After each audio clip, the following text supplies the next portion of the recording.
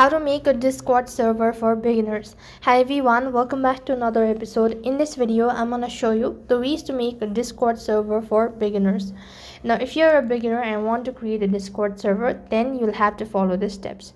Now, first of all, you need to start by creating your Discord account. So go to your Play Store, install the application,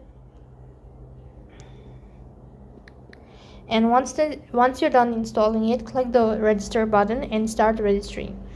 As soon as you're done registering, go ahead and log into your account, which is going to look something like this.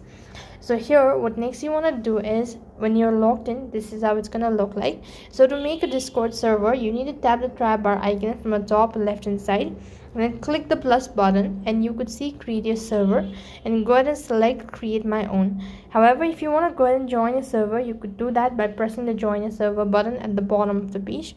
And here you could go ahead and select the reason for doing it, so or you could go ahead and customize your server, all that. Click on create.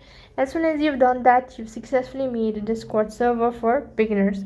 That's all for this video. I hope the video was helpful. Make sure to like, share and subscribe to our channel. Thank you for watching. See you in the next video.